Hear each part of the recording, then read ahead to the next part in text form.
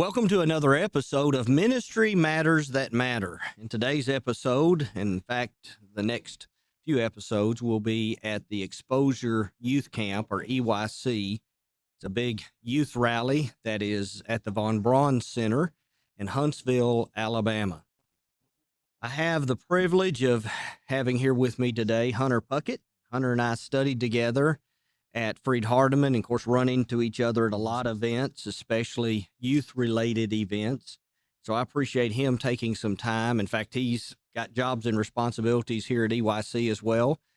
So I appreciate you taking some time to come and hang out with us here on Ministry Matters. So first of all, kind of just tell the gang a little about yourself. And let me just mention, he and I are going to Panama together in March.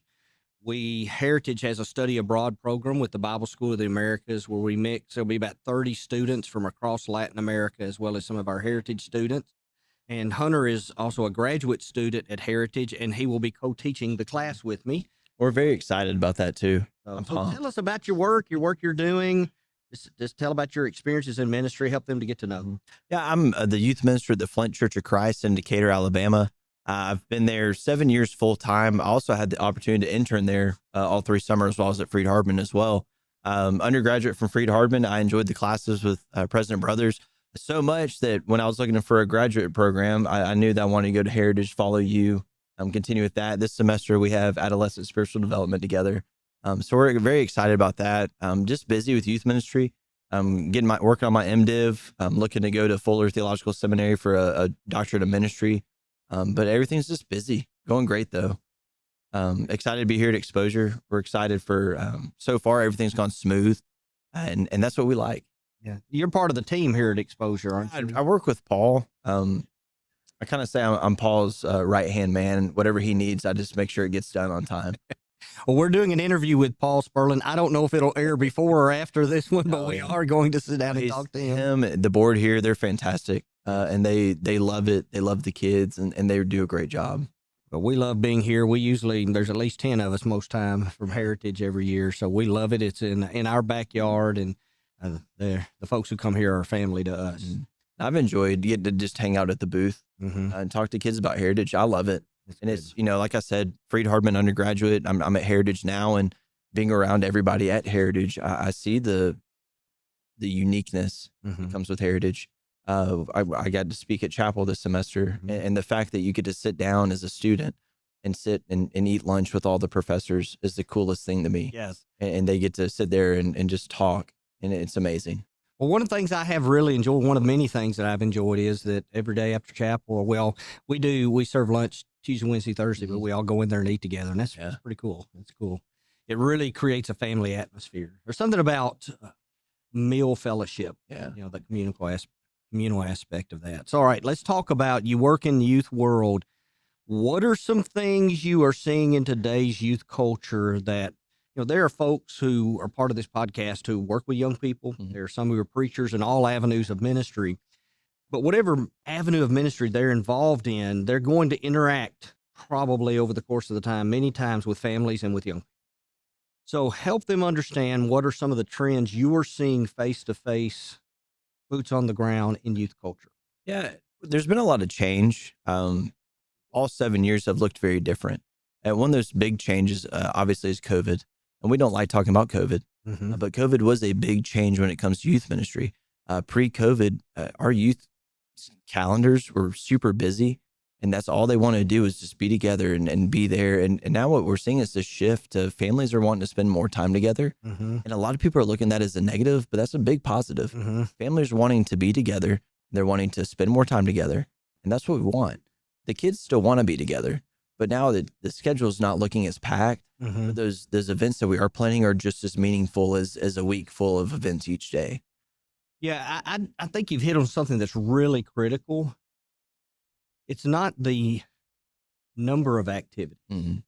It's about the quality and intentionality of the activities you have. Yes. So we kind of just filled the calendar with things. And some did that so they had choices, because not all young people come to all gatherings, but they had multiple options, and they may have 10 options this month. They may go to 5 of them, and another group of kids go to 5 different ones. And so I get all of that. But one of the challenges is sometimes we had kids so busy in youth activities, they never had any time to be a family. Yes. And so being intentional about not just doing something, why are we doing this and how does it help? Well, and one of my goals, and we'll talk about this later too, is getting the Bible back into the family, Mhm. having Bible studies with your family, having parents be able to sit down and all of a sudden, instead of the kid going to the youth minister for spiritual advice, they're able to go to their family. Mhm. And that means a lot more for the parents and for them to be able to sit there and discuss these hard questions with them. And this is allowing them more time to be able to do that. So we're not trying to keep them busy as we used to. But like I said, the events that we do plan, it's with a lot of intentionality. We're making sure that that event fits everybody. That's good. All right. So you talked about getting Bible in the home. Let's talk about teaching the Bible in our Bible classes, because the responsibility of a lot of youth ministers is to oversee the education of at least the junior high and high school kids. A lot of times that includes elementary. Sometimes they'll give you K through 12. Sometimes you get 6, 7 through 12. So as you think about teaching young people, imparting the Bible to them, and in most congregations, the primary teacher of the Bible is going to be the youth minister to the young people. The preacher, they'll have some exposure to the preacher, but it's primarily going to be the youth minister. So what are some things you think about as far as curriculum planning and teaching?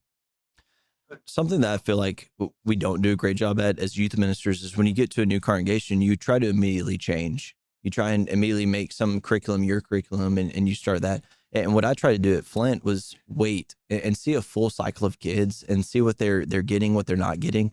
And the kind of way that I approached it was I gave them a test, quote unquote. And there's no test in the youth group. Yes. But I gave them this test, and it had some basic questions, some basic Bible questions, and it had some more advanced Bible questions. And it gave me an idea of what they've really learned through 6th through 12th grade, and maybe some things that we didn't really hit too good on. So what I did was from that list, I made my own curriculum. And throughout that curriculum at 6th through 12th grade, and every single Sunday, it's going to be split middle school and high school. And then every Wednesday, they're going to be with me all together, and we're doing something different. And I've alternated from that to where one class is going to be topical, the next is going to be textual. So if it's a topical on Sunday morning, it's going to be textual on Wednesday. But even through that, if we're going to talk about baptism while you have a kid in 6th grade, that kid's going to hear about baptism then. Of course, they're going to hear it through most of the classes we teach, but they're going to hear it again before they graduate in 12th grade. So you're kind of getting a well round on that side, and you're also seeing kind of what they know and what they've been taught, what they've learned from taught the cradle roll all the way up, right? And they're seeing what they've been hit hard on, and they know. But now you're getting to see the things that they don't know, and spend a little bit more time in that. Minor prophets is a big thing. A lot of people hate on Revelation. I love it. I also had Dr. Justin Rogers with Revelation, so I enjoy that. Why you love it now? It was awesome. And you see that, and you have some teachers that do it, and it's not that we were doing it wrong. It was just there was no, what we said earlier, there was no intentionality behind the classes that we were taking. You'd have our education deacon would come up and say, "Hey, you're teaching this class. What do you want to teach on?" And I look at my bookshelf, and it's, "Oh, well, let's do this or let's do that." And it's not that those books weren't beneficial, but there's just no rhyme or reason to it. Yeah. So I tried to make this rhyme or reason to, this is why we're teaching this, and it follows that. Something big I'm on is evangelism. So on Wednesday nights for the next 4 years, you're learning how to evangelize. You're learning there's going to be tough questions. How do you answer those tough questions? And now it's going to be, let's apply it now. So we're going to get into this idea of, and I stole it from Brandon Edwards, so we'll give him a shout out on that. But it's the 12 question series. Yes. And you ask your friends questions, what would you like answered? And that gives you an opportunity to invite them to church because you're answering that question that night. And that's what it's going to lead up to. So it just kind of covers, on Wednesday nights, it's covering a whole evangelism series, I guess you'd say. That's great. I think about, as we think about our education, bro. First of all, what you talked about is the little test, as you would say. It's very common in the academic world to have an entrance and exit exams. That's a means of an assessment. So you're trying to figure out if what you're doing is working, and if they can't answer the questions any better at the end, then you're like, okay, you're not. A lot of times, the student has a responsibility, but typically when you do that, you're really assessing the program and the school more than you're assessing the individual. Oh, yes. And so when you do that with your young people, you're saying, what do they know? What do we need to help them to know? And are we doing it well? So that's great.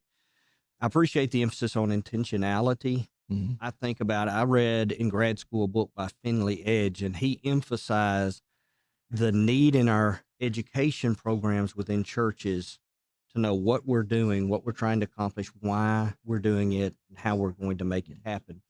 And he made a comment to the effect, often our goal is nothing more than to keep them busy for 45 minutes on a Sunday morning. And so that's kind of what you mentioned with the education deacon who said, you're teaching, what do you want to talk about? That tells me that program has no intentionality. Mm-hmm. So just wrestling with, what does a young person need to look like at age 18 when they walk across the stage at their local high school? Then when I figure out what they're supposed to look like spiritually and act like spiritually, then I design a curriculum that creates that person. So great. All right, let's talk about some tips, just some general lessons learned or recommendations for ministry in general, but especially to teens and families. Being involved in the kid's life is what I found to be the most beneficial. And what I mean by that is a lot of your kids are going to play games. They're going to play sports, baseball, basketball, softball, football. For me right now, half my youth group plays tennis. Mm-hmm. And our preacher at the church, he's the head tennis coach, which is very unique because I'm not having to compete against another coach in a sport. He knows my schedule, I know his, and we can schedule around each other. But going to games, being involved in their life, and for me, it's, you want them to see that you're involved in their life, so they want to be involved in your life, Mm-hmm. be involved in your ministry, be involved in your youth group. When they see you take an interest, then you're going to reap from that benefit. And what's cool too is building that bridge. And we talked about that a lot at Freed Hardman, or just any preaching class, is building this bridge. Mm-hmm. And you're connecting this bridge between you and that kid. You're finding things that you have in common. When I first got there, I had never heard of a band competition. Mm-hmm. I knew that there was band, and I knew that it was like, oh yeah, that's the thing that's at halftime at football games. But then you get into this band competition. I have no idea what that is. I don't know anything about tennis. I know you hit it back and forth until someone doesn't. Mm-hmm. But it's letting them know that even though I don't know that, even though I'm not super interested in that, I'm interested in you, and I want to learn more about you. Yeah. And it's just building that bridge, building that connection with them, and it helps that. And also that, sit with the parents when you go to that, and you learn a lot about the parents, and you learn a lot about the kids, but more to show up to your events too. Well, I'm glad you mentioned that, because if you love into the teens' lives, you end up loving into the parents' lives. And there's been many a parent who've been won over, who became Christians because the youth minister loved their kids. Yep. So they look in the audience at that recital, and there's the youth minister, and they may never have been in the building in their lives. Or when someone in the family dies and you show up at the viewing, or you show up at the funeral, you're not only sending a message to that young person, but to the parents. And you hit on something I think about in my first youth group. They were soccer players, and they were in the band. And I have found that back in the day, band interfered with trying to plan activities more than any sport. They take it serious. Yeah, very serious. And so just learning to adjust to and adapt to the whole idea of, okay, what is it that my kids love? And I've got to learn to love that, even if I don't understand it. So I've got to learn it. I think about when I was in high school, the soccer team started. They had the first soccer team at Elizabethtown High School my junior year. Yeah. All the guys on the team were all military guys. So they had learned soccer as their dads travel around the world, because I grew up near Fort Knox. And so those are the only guys who knew what soccer was back in the day. And so you just kind of have to learn it and lean into it. And I think there's another related thing there. Sometimes as youth ministers, we have certain passions. Maybe it's sports. And we can design everything to our passions and not to the passions of our youth group. Yep. And so knowing them, understanding them, and thinking beyond even these activities. I grew up loving sports, so God gave me $2 who didn't care. Yeah. Right. And, he gave me an artist and so forth. So think of, what about the kids who love art, who love to act, who love plays, who love music, those kinds of things. Well, making sure your youth events have a wide range. Don't show up at the church and play basketball every single Friday night, because you're only going to hit the people that do love sports. Yes. Find something that the other kids love to do too, or find something that's kind of in between. Right. Something I enjoy, and we do a great job of it. We go to Maywood Christian Camp or Week 0, and something we try and do is not everything is sports oriented. We're going to have some sort of coloring involved. We're going to have something just to where it's just something that's out of the blue, something that's not normal. Right. And just get everybody involved into that. We've started doing a area-wide youth retreat, and we've really enjoyed it. What we play is Battle of the Youth Groups. I don't know if people have played that before. It's actually a lot of fun. But it's each youth group is facing each other, and there will be one event that's going to say, we want your best athlete. So you'll send out your best athlete, and they will only get to compete in that one event. After that, you can't use them. Then the next one might be, oh, well, we need your best musician. And that might be who the best one to sing a song. So they're out. But then the next one might be, we need someone who's just talented. You no longer get to use your best athlete. Now you kind of have to see who else is in your youth group. So it kind of gets everybody involved. Yeah. And you kind of get some hidden talents as well. Yes. So you're like, oh, I didn't really know that. And I have a kid this year that's she's a color guard in the band. And I didn't really know a whole lot about that. Now for me, it's fun getting to figure out what the color guard is and what that entails and what that means for the band program itself. You're not carrying an instrument. You're out there twirling your baton or whatever it might be, but you get to show interest in things that you really don't know or have a background in. A lot of young people don't get a chance to show what they're good at to their friends in the youth group, especially if you're in a city where you have multiple schools, multiple junior highs and high schools. And so giving them venues at retreats and camps to be able to do that can be an amazing thing. All right, talk about the podcast you guys have going, in case some of them want to dig deeper into it. We've loved it. It's called the OKS Youth Ministry Podcast. Myself and Michael Deese kind of had the idea. We'd been talking a lot about that there's so many things that we consume. So for myself, I've mentioned it, I'm a big Fuller Youth Institute fan. So Kara Powell, I've read a lot of her books and the youth stuff that she produces, but we don't produce a whole lot. So our idea behind it was we were going to start producing stuff for youth ministers. And we've done some curriculum, we've done some retreats and things like that. But also for the podcast, it's just us talking youth ministry and hoping that people that hear it learn something or maybe see how we do it and they can adjust to it. And we've enjoyed it. So it's myself, Michael Deese, who is at Hartselle, and then Jeremy Crow that's at Coleman, Alabama, at Coleman Church of Christ. And all three of us have different gifts, talents when it comes to youth ministry. And then all of us have been in youth ministry a different period of time. Jeremy's been at the longest, Michael, and then myself. So I feel like we give us a good range of youth ministry and also different ideas where we get to sit there and we discuss things that work for our youth groups. We all have different size youth groups. We all have different demographics of youth groups. So it's the audience is being able to hear what works for some of us, and then you can kind of tweak that. Something I think about is Philip Jenkins, the Lunch Ladies, and his leadership group. Yes. And that works great for his congregation. That might not work great for my congregation. How can I use this great idea that should be happening everywhere, but how do I make that fit my congregation? And that's our goal for that, bring awareness to that. But what we've also realized too is it's not just for youth ministers.